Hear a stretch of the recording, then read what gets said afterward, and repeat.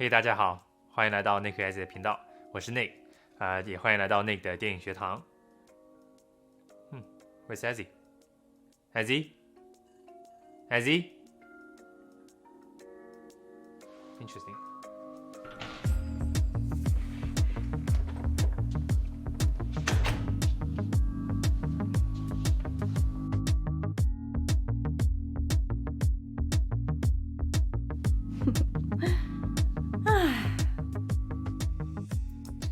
He's finally gone. So I did that to show you guys what we're going to be talking about today, which is Ezzy. guiding lines.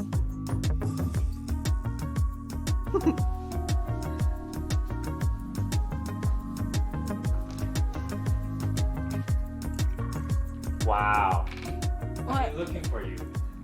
I've been here. I thought you were gone, I was here the whole time. but I was looking for you in the hallway, But, okay, well, why? I'm here. and it was kind of scary. You were trying to spoil my video. No. No. You were just like No. using me I was as not. an example No. to tell them No. what I'm gonna teach. Well, anyways, I gotta teach right now, so Oh. Okay. All right. please go. Spoiler. 那其实呢，我感觉就是确实是有一段时间没有跟大家分享一些就是比较电影学院系统性的这么一些电影的理论知识了。那所以呢，最近我确实是在计划，就是想做一个更加全面的一个教学形式的这么一个系列作品吧。那其实是有点像就是我之前那个电影云台运镜的这么一个教学系列那样子。那于是这个新的系列便出来了。就是我计划就是想在每一个视频中，主要去做一些拉片啊和经典电影画面中的一些构图分析，一些分镜的分析，然后我再给大家分享一些就是如何在拍摄视频短片的时候，就是可以运用到更好的去运用到这些理论的这么一些实例。那希望这个视频也可以给你提供更大的帮助。那今天呢，对我就是像 Ezzy 剧透的，想主要讲一讲影视构图中的这些线条设计。那其实主要就是这个 guiding lines， 就是这个引领线。分镜中的一切重要的这个因素呢，像是这个演员的站位，也就是 blocking， 像是框架设计、镜头角度，都跟画面中的线条有关。那我认为构图中这个线条十分重要的一个目的，那就是去这个引领观众的这个视线和注意力，去引领观众，就是导演就希望你观众将你的视线放在这个构图中的哪一块。 Stanley Kubrick 就是一位运用线条构图的大神了。那其实这些线条运用真的是可以多种多样。那比方说他的这个我最喜欢的一个他的作品，这个闪灵的经典画面中，那其实真的这个画面可太牛了，完全展示出了 Kubrick 的构图技术。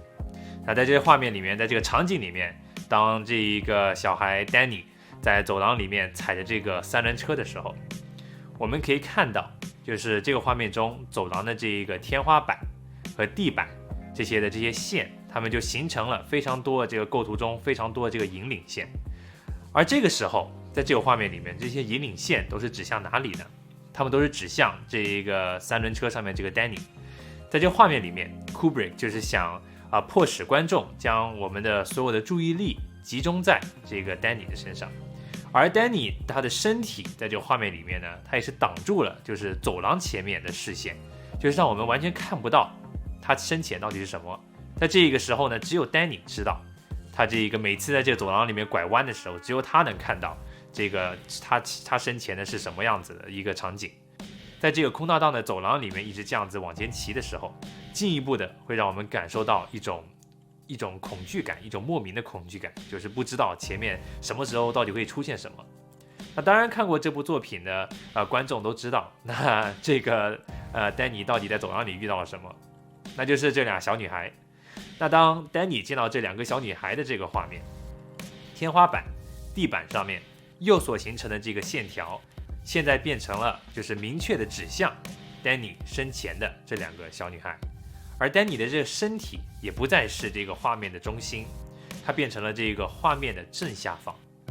这个画面所产生的效果，就是之所以会让你的观众如此震撼，那就是因为导演在这个时候将这个画面变成了像是第一人称 POV 的这么一个视角，也就是将观众仿佛就是放在了这一个 Danny 的这个角度，并且呢用这些线条，天花板这个地板上的这些线条，现在就变成了强烈的迫使观众下意识的盯着，现在变成 Danny 身前的这个景象。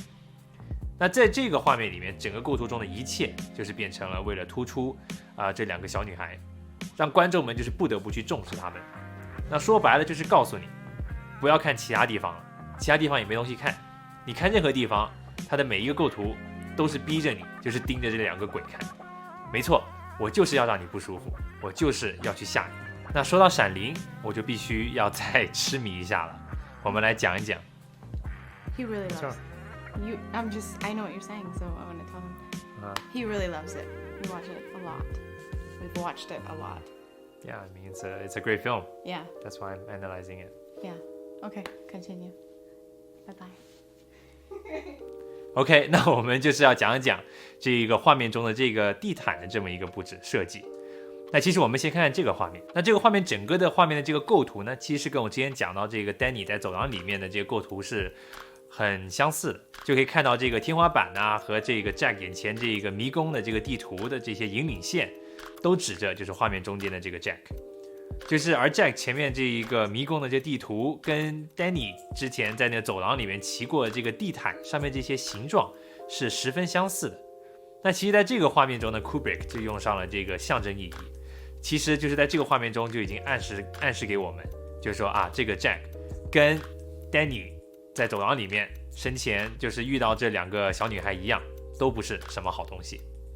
大师的构图就是牛，他不仅仅是用这个线条，将你这个把观众放在这一个更加身临其境的这么一个地位，他还用上这一个各个布景上面的这些形状，给了你一个更强烈的一个象征意义。当然了，线条也可以不需要如此的明显，像是 Kubrick 另外一个作品就是这个发条城的这一幕画面，当他呼唤小弟，就是引起他们的注意的时候，那小弟这个时候就全部抬头望向他。这个时候我们其实可以清晰的就是看到，那虽然也是一个比较有象征意义的这么一个线条，那就是这些小弟们的视线在画面里面形成了以一个仰望角度的一个线条指向主角。那这进一步的呢，也是引领了观众，就是我们要跟着这一个小弟这一个仰望的角度的这一个线条去看向这个主角的位置，那就是进一步的加强了这个主角当时的地位。所以我们可以看到，就是这些指向性的线条不仅仅是可以引导这个观众指向一个画面中的中心和一个重点，那也可以进一步的就是突出了这个人物角色在故事中的这一个背景地位或者甚至就是运用到这一个推进这个叙事的这么一个功能在里面。那当然了，解析电影中的这个构图，并不是说我们拍摄就要把每一个画面拍成 Stanley Kubrick 这么厉害的、这么有象征意义的这个构图，但是学会这个运用这个如何运用这个线条设计，确实是可以帮助我们，就是将在这日常生活中拍摄的画面提高构图以及增强这个电影感。其实这是我的目的就是为了将我们这个平时日常生活中拍摄的这个视频和这个好莱坞电影，这样子可以把它拉得更近。那比方说呢，就是我之前在拍摄这个 FX3 的这个样片中，那这一段中 Ezzy 就是他在从楼梯上下来这个画面，现实中的这个楼梯是这样子的。那我之所以选择了就是在这个楼梯的侧面来拍摄 Ezzy，选择就是有几个理由。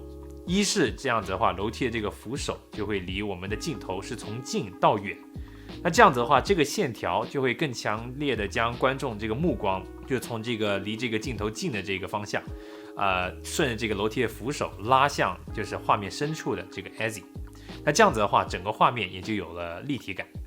所以这也是一个运用这一个生活中的这个线条的这么一个方法，那就是我们要在这个生活中的线条，我们是尽量是可以找到一些，比方说比较立体感的，就从这画面的这一个由浅到深的这么一种线条。那而且呢，在这里我们也可以运用到这一个墙壁上面这些线条，就是这样子的话，一起突出了 Ezzy 是这个画面里面的中心。当然，这个画面里面的楼梯线条也不是运用的特别强烈。我们也完全可以将扶手就是完全这样子拍。那这样子的话，在这个画面里面引导的这个线条就是非常非常的强烈了。不过这就要看就是你对你的画面希望得到的效果是什么了。而且呢，我们也不是说就是线条必须一定都是要这么立体的，就像是这个发条城的那个画面，我们也可以把这个楼梯就是拍出完全平面的感觉。不过那样拍的话，这个线条引领感那相对就不会那么的强烈了。当然这也是另外一种一个审美的这么一个角度。那其实更像是就是运用这个线条来完成一个更加舒适的一个构图的感觉。那其实这样用这个楼梯的话，就有点像是这个《楚门的世界》这电影里面的这一幕画面。那生活中的引领的这线条有很多，墙壁的纹路、马路的线条、人行道的线条，这些都可以成为你画面构图中的引领线。